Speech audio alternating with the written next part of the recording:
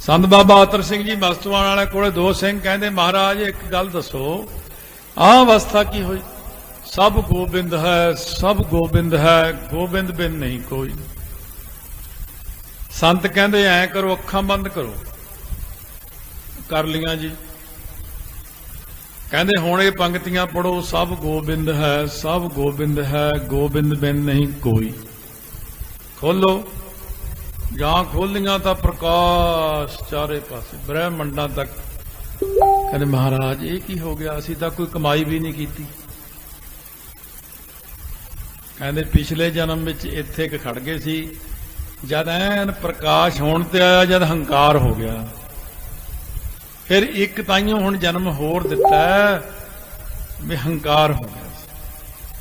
ਮੇਰੇ ਨਾਲ ਦੇ ਸਾਥੀ ਭਾਈ ਦਲਬੀਰ ਸਿੰਘ ਜੀ ਅਭਿਆਸੀ पंजोखरा साहब की गल, पंजोखरा साहब जथा उत्थे साडा महीना ठहरदा हुंदा सी, थां थां मंजे पए हुंदे, सौ जाना। तड़के जदों मैं मिलिया उहनूं कथा तो बाद कहंदा आ खेतां नूं चलदे आ। मैं चल, मैं जदों मूँह वाल देखिया मैं कहा रो के हटिया। कहंदा हाँ बस रोण जिहा आ गया। मैं की होया? नहीं बस कोई गल नहीं, मैं दस तां दे हुण, फिर बाद च पुछूंगा ही तैनूं।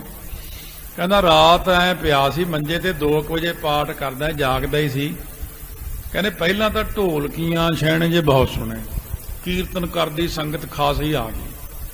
कहंदा फिर प्रकाश हो गया। कहंदा मैं आख्या लै भी हुण 8वें पातशाह दर्शन होणगे।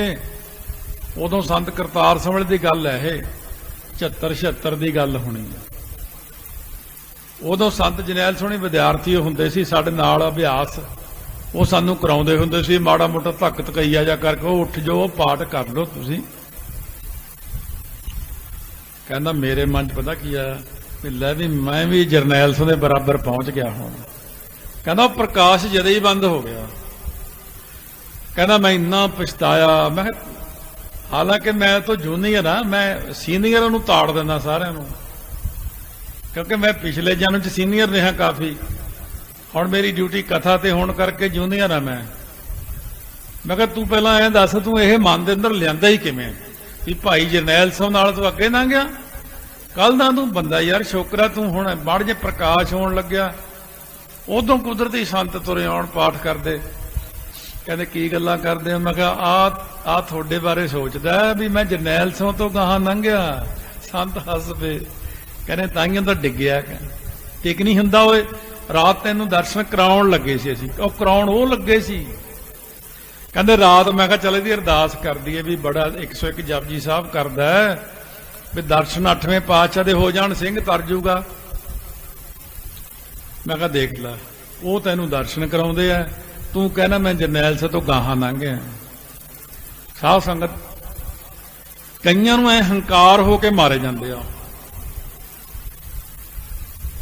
करिए भी की, भांडे थोड़े छोटे बाले निकी ने, हाले चमचा भी बड़ा हुंदा पर जो थोड़े भांडे तो निकी चमची जी वांगू ही आ। बस माड़ी जी चीज पई नहीं तो ऐ डुल डुल जाने।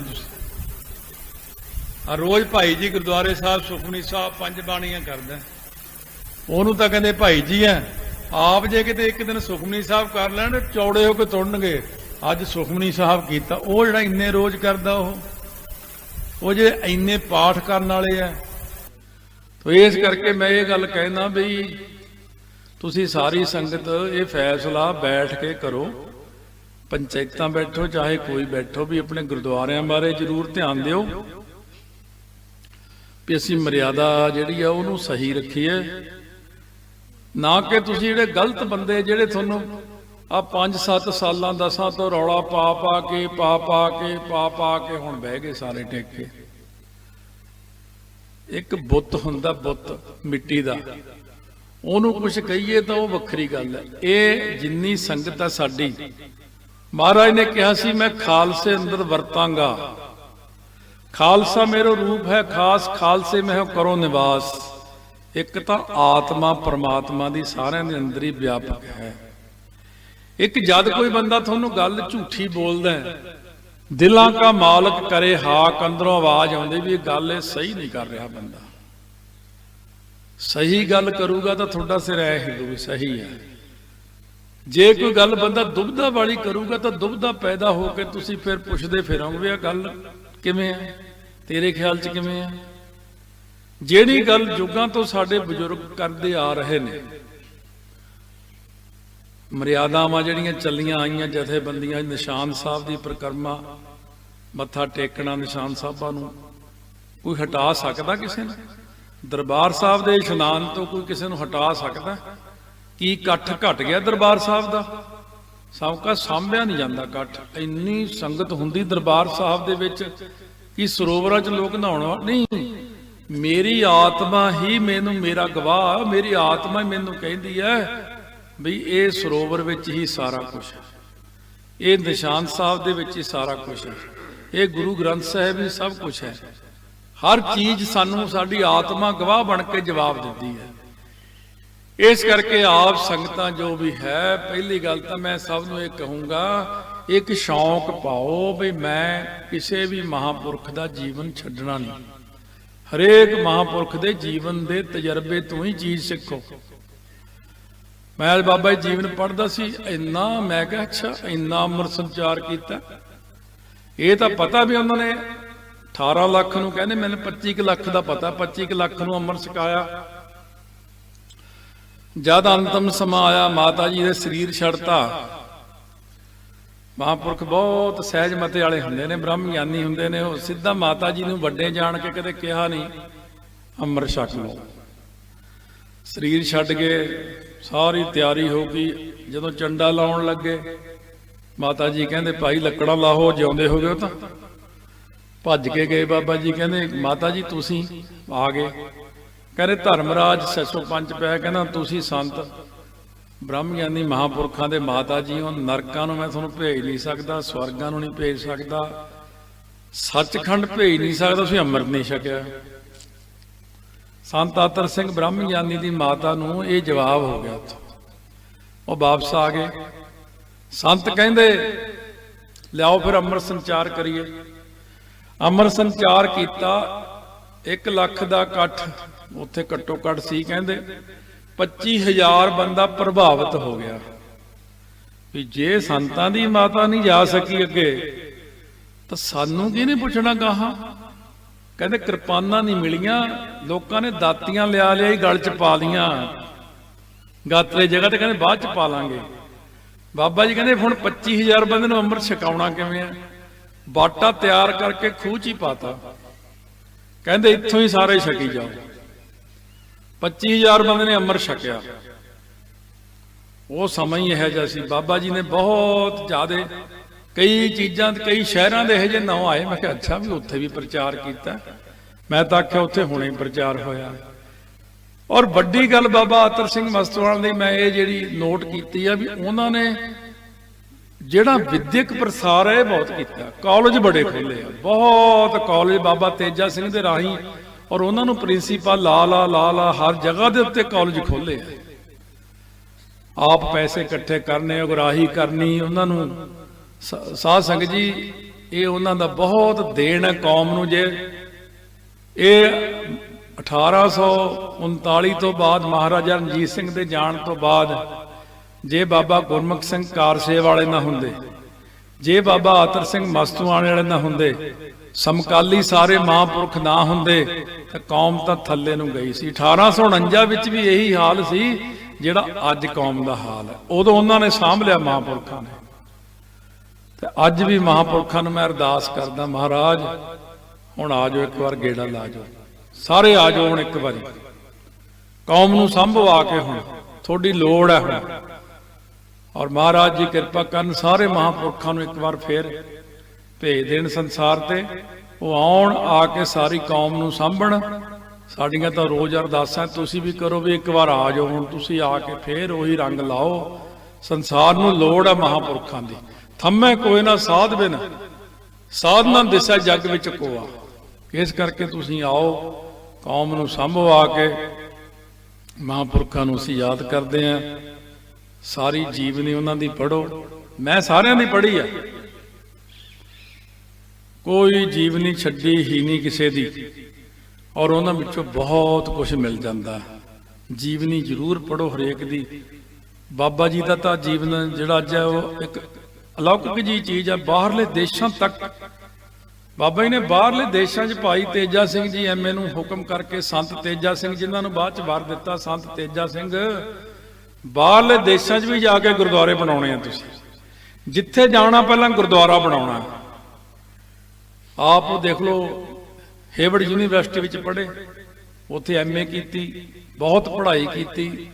ਉਹਨਾਂ ਦੇ ਦੋਨੋਂ ਬੱਚੇ ਵੀ ਬਹੁਤ ਲਾਇਕ ਸੀ। ਇਸ ਕਰਕੇ ਸਾਰੀ ਸੰਗਤ ਮਹਾਂਪੁਰਖ ਦਾ ਜੀਵਨ ਜ਼ਰੂਰ ਪੜੋ। ਸਤਿਗੁਰੂ ਕਿਰਪਾ ਕਰਨ। ਜੋ ਮੈਂ ਬੇਨਤੀ ਕੀਤੀ ਵੀ ਗੁਰਦੁਆਰਾ ਇੱਕ ਕਰੋ, ਜ਼ਿਆਦਾ ਗੁਰਦੁਆਰੇ ਨਾ ਬਣਾਓ। ਸਿਮਰਨ ਹੋਣਾ ਚਾਹੀਦਾ, ਗੁਰੂ ਘਰਾਂ ਦੇ ਵਿੱਚ ਬੰਦਗੀ ਹੋਣੀ ਚਾਹੀਦੀ ਹੈ। ਦੇਖੋ, ਤੁਹਾਨੂੰ 20-30 ਸਾਲ ਦਿੱਤੇ ਸੀ, 40 ਸਾਲ ਦਿੱਤੇ ਸੀ, ਤੁਸੀਂ ਦੱਸੋ ਉਚਾਈ ਤੇ ਗਏ ਕਿ ਨਿਘਾਰ ਆਇਆ? ਸਾਰੇ ਨਿਆਣੇ ਕੇਸ ਮਨਾਈ ਫਿਰਦੇ ਆ, ਨਸ਼ੇ ਚੱਲੀ ਜਾਂਦੇ ਆ। ਕਿਉਂ? ਇੱਕ ਚੀਜ਼ ਹੁੰਦੀ ਹੈ, ਜਿਸ ਦੇ ਨਾਲ ਜਿਹਨੇ ਅੰਮ੍ਰਿਤ ਛਕਿਆ, ਜਿਹਦੀ ਰਹਿਤ ਹੈ, ਉਹਦੇ ਨਾਲ ਮਹਾਰਾਜ ਆਪ ਹੈ। ਮਹਾਰਾਜ ਉਹਦਾ ਨੁਕਸਾਨ ਨਹੀਂ ਹੋਣ ਦਿੰਦੇ। ਜਿਹਨੇ ਰਹਿਤ ਨਹੀਂ ਰੱਖੀ, ਅੰਮ੍ਰਿਤ ਨਹੀਂ ਛਕਿਆ, ਗੁਰੂ ਵਾਲਾ ਨਹੀਂ ਬਣਿਆ, ਉਹ ਬੰਦੇ ਦਾ ਨੁਕਸਾਨ ਹੀ ਨੁਕਸਾਨ ਹੈ।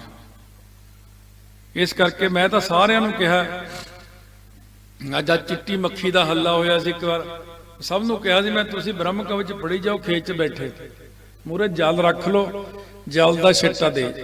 ਮੱਖੀ ਕਿਹਨੇ ਬਣਾਈ ਹੈ? ਸਰਕਾਰ ਨੇ ਬਣਾਈ ਹੈ ਕਿ ਖੇਤੀਬਾੜੀ ਮਹਿਕਮੇ ਨੇ? ਮੱਖੀ ਤਾਂ ਇਹਨਾਂ ਨੇ ਬਣਾਈ ਹੈ। ਇਹ ਤੁਹਾਡੇ ਪਾਪਾਂ ਕਰਕੇ ਮੱਖੀ ਆਈ ਹੈ। ਮਰਿਆਦਾ ਛੱਡੀ ਤਾਂ ਮੱਖੀ ਆਈ ਹੈ। ਬਾਣੀ ਨਹੀਂ ਪੜ੍ਹਦੇ ਤਾਂ ਮੱਖੀ ਆਈ ਹੈ। ਗਰੀਬੀ ਕਿਉਂ ਆਈ ਹੈ? ਇਹ ਗੁਰੂ ਸਾਹਿਬ ਨੂੰ ਤੁਸੀਂ ਛੱਡਤਾ, ਗੁਰੂ ਸਾਹਿਬ ਨੇ ਤੁਹਾਨੂੰ ਛੱਡਤਾ। ਆਓ ਗੁਰੂ ਸਾਹਿਬ ਦਾ ਲੜ ਫੜ ਲਓ। ਬਾਜਾਂ ਵਾਲਿਆ ਕਿਰਪਾ ਕਰਦੇ, ਸਾਡੇ ਤੇ ਮਿਹਰ ਕਰਦੇ, ਅਸੀਂ ਤੇਰੇ ਆ, ਤੂੰ ਸਾਡਾ ਹੈ। ਬਸ ਮਾਲਵਾ ਗੁਰੂ ਦਾ ਤੇ ਆਪਾਂ ਸਾਰੇ ਜਾਣੇ ਬਾਜਾਂ ਵਾਲੇ ਦੇ ਚਰਨ ਫੜ ਲਈਏ, ਅੰਮ੍ਰਿਤ ਛਕ ਲਈਏ, ਗੁਰੂ ਵਾਲੇ ਬਣ ਜਾਈਏ, ਬਾਣੀ ਪੜ੍ਹੀਏ। ਇਹ ਅਖਬਾਰ ਪੜ੍ਹਨ ਨਾਲ ਮਾੜੀਆਂ ਚੀਜ਼ਾਂ ਨਹੀਂ ਜਾਣੀਆਂ। ਪਾਠ ਕਰੋ, ਪਾਠ ਕਰੋ, ਜਾਪ ਸਾਹਿਬ ਦੇ ਪਾਠ ਵੱਧ ਤੋਂ ਵੱਧ ਕਰੋ, ਜਪਜੀ ਸਾਹਿਬ ਕਰੋ ਜਿੰਨੇ ਹੋ ਜਾਣ, ਬ੍ਰਹਮ ਕਵਚ ਕਰੋ, ਇਹ ਭਗਵਤੀ ਸਤੋਤਰ ਕਰੋ, ਅਕਾਲ ਉਸਤਤ ਕਰਕੇ ਦੇਖੋ। ਤੁਸੀਂ ਕਿਸੇ ਵੀ ਤਜਰਬੇ ਨੂੰ 3 ਮਹੀਨੇ 4 ਮਹੀਨੇ ਲਗਾਤਾਰ ਹੀ ਕਰਕੇ ਦੇਖੋ। ਤੁਹਾਨੂੰ 4 ਮਹੀਨੇ ਤੋਂ ਬਾਅਦ ਇਹ ਚੀਜ਼ ਸਪਸ਼ਟ ਹੋ ਜੂ ਕਿ ਬਲ ਹੋਆ ਬੰਧਨ ਛੁਟੇ, ਸਭ ਕੁਛ ਹੋ ਤੋਂ ਪਾਏ, ਨਾਨਕ ਸਭ ਕੁਛ ਤੁਮਰੇ ਹੱਥ ਮੈਂ ਤੁਮ ਹੀ ਹੋਤ ਸਹਾਏ। ਸਭ ਕੁਛ ਮਿਲ ਜੂਗਾ।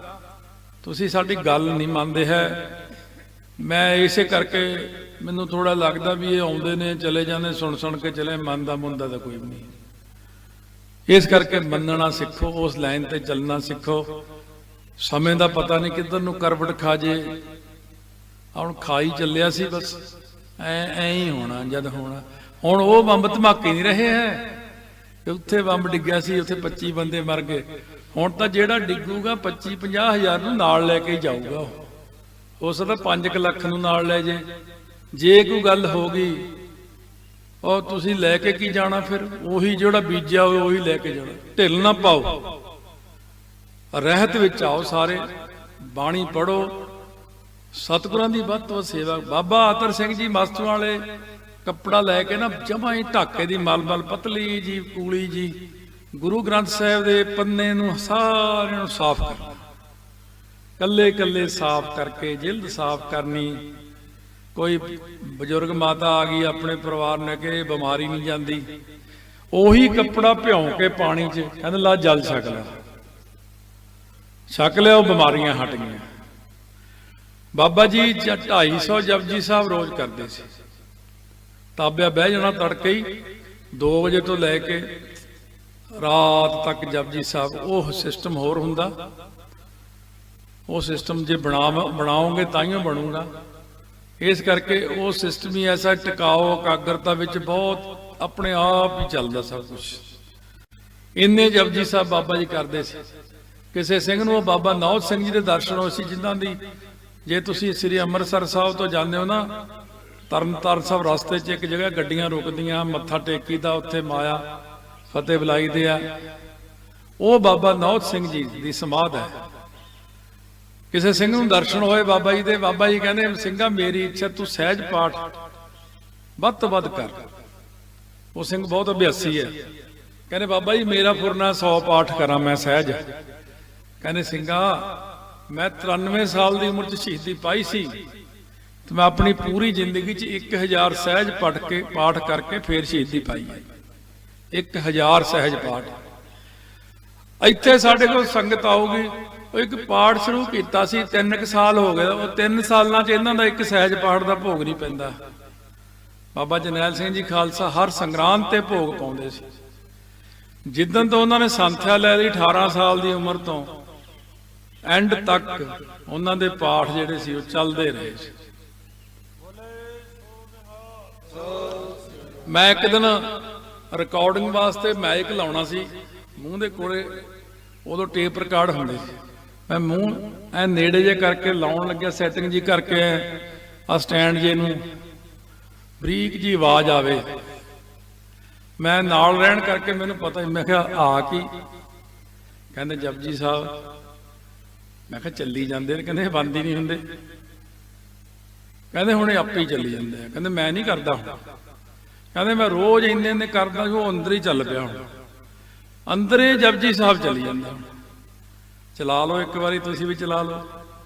ਗੁਰ ਮੰਤਰ ਵੀ ਚੱਲ ਪੈਂਦਾ, ਵਾਹਿਗੁਰੂ ਮੰਤਰ, ਮੂਲ ਮੰਤਰ ਵੀ ਚੱਲ ਪੈਂਦਾ, ਜਪਜੀ ਸਾਹਿਬ ਵੀ ਹੋਣ ਲੱਗ ਜਾਂਦੇ ਅੰਦਰੇ।